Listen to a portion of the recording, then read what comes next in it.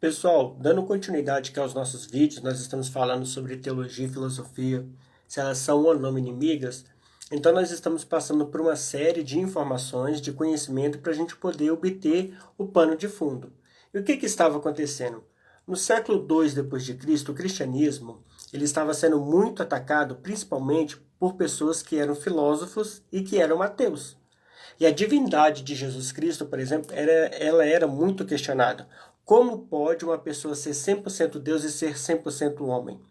E as pessoas, que eram cristãs da época, por exemplo, elas não estavam tendo conhecimento o suficiente para poder ter uma argumentação sólida para poder bater de frente com os filósofos. Então, em 200 depois de Cristo, século II depois de Cristo, o que começou a acontecer? Os teólogos da época, eles começaram a estudar filosofia. Então, além da formação em teologia, eles tinham uma formação em filosofia.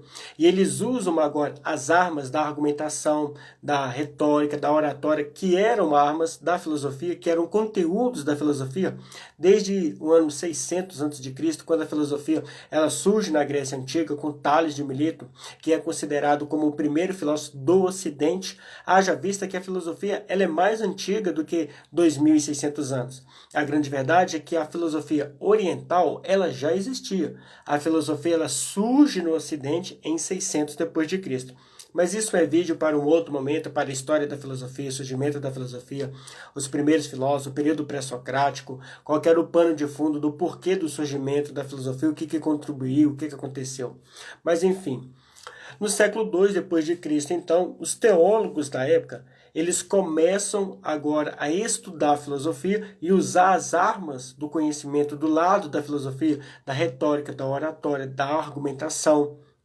E eles agora casam a teologia e a filosofia. Então nasce a matéria chamada apologética. A palavra apologética vem de apologia e apologia significa defesa.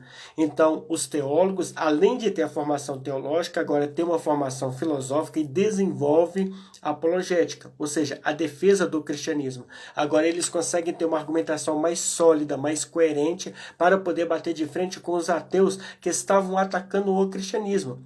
Mais uma vez, por isso que é importante ter uma formação, participar da escola bíblica dominical, do culto de doutrina, participar de eventos que a igreja tenha, que esteja voltada para a área do conhecimento, seminários, palestrantes que vêm de fora para poder palestrar para casais, para a mocidade, para os jovens, para a igreja em um todo.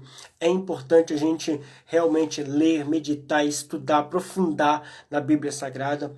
E aqui vale ressaltar também que o cristianismo ele não começou a ser atacado, na verdade, em 200 depois de Cristo. Porque a gente vê os saduceus e os fariseus atacando a Jesus constantemente. Jesus sendo 100% Deus, 100% homem, o caminho, a verdade e a vida, os judeus eles não reconheceram o Senhor deles.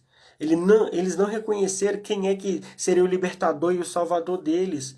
Então é importante você estudar sim a Bíblia Sagrada, ter alguma outra formação acadêmica, no sentido de passar por uma faculdade, mas é importante você conciliar os estudos com jejum, com oração, subir ao monte, ir à vigília, participar do ciclo de oração da igreja, participar dos cultos da igreja. É importante a vida espiritual e o conhecimento andarem juntos, para eles poderem crescerem juntos. Jesus ele crescia em estatura, graça e conhecimento. A estatura é o físico.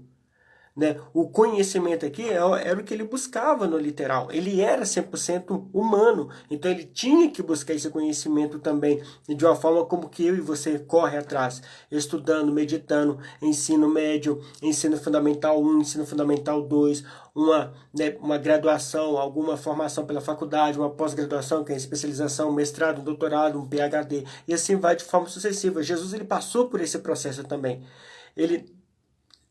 Jesus ele não usou o poder da onisciência dele, do conhecimento como Deus, para ele poder falar sobre as coisas de Deus. Ele recebia a revelação de Deus, ele tinha vida com Deus, mas ele também estudou, ele pesquisou, ele correu atrás, ele sabia ler, ele sabia escrever.